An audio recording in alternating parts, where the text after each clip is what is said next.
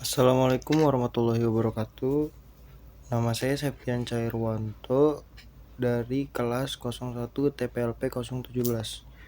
Di sini saya akan mempresentasikan pertemuan 5, yaitu judulnya mendeskripsikan dan fungsi komponen hardware utama dalam sistem komputer, yaitu prosesor, memori, dan storage.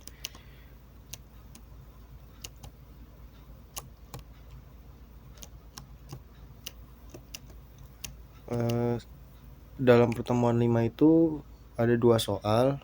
Soal pertama itu membedakan antara 2 jenis utama penyimpanan magnetik dan mengidentifikasi 3 jenis penyimpanan di stik magnetik. Yang soal kedua itu memahami jenis media penyimpanan optik. Untuk soal ke-1, membedakan antara 2 jenis utama penyimpanan magnetik dan mengidentifikasi 3 jenis disk magnetik.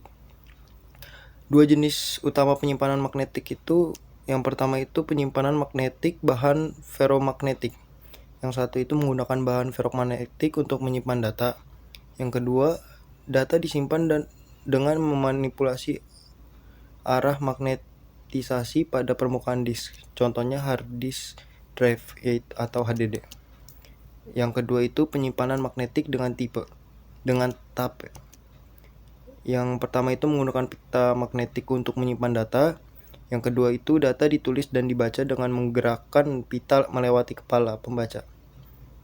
Yang ketiga biasanya digunakan untuk cadangan dan arsip karena kapasitas penyimpanan yang besar dan biaya yang lebih rendah.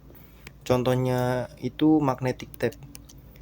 Terus ada 3 jenis penyimpanan disk magnetik atau HDD. Pertama itu penyimpanan permanen yang menggunakan piringan berputar, menyimpan data secara magnetik. Kapasitasnya itu bisa besar dan transfer datanya sangat baik, juga cepat. Terus yang kedua ada floppy disk untuk menyimpan penyimpanan portable yang lebih kecil dan dengan kapasitas lebih rendah dibanding HDD yang lebih besar. Digunakannya secara luas sebelum munculnya USB dan penyimpanan modern.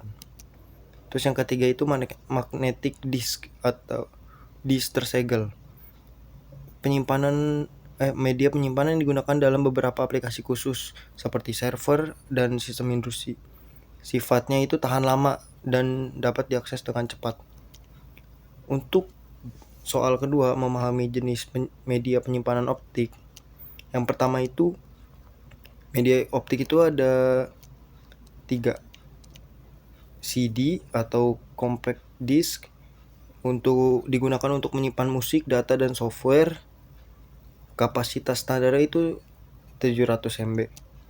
Ada DVD, digital versatile disk, memiliki kapasitas yang lebih besar dibanding CD, biasanya sekitar 4,7 GB. Untuk DVD single layer, digunakannya untuk film, software, dan data. Ada Blu-ray disc, memiliki kapasitas lebih tinggi daripada DVD, bisa mencapai 25 GB untuk single layer dan 50 GB untuk dua layer. Digunakannya untuk berkualitas tinggi dan game. Dan terakhir ada BDR dan BDRE, Blu-ray recordable dan readable. BDR dapat ditulis sekali, sementara BDRE dapat ditulis berulang kali. Sering digunakan untuk menyimpan data dan video. Dari semua itu, kesimpulannya yang saya ambil itu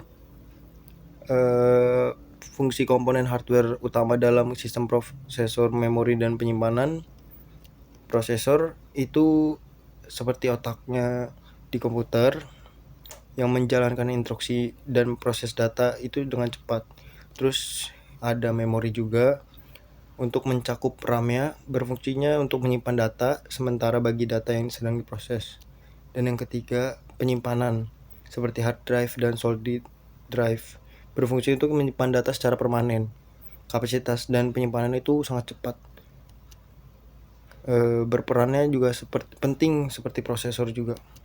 Sekian, wassalamualaikum warahmatullahi wabarakatuh.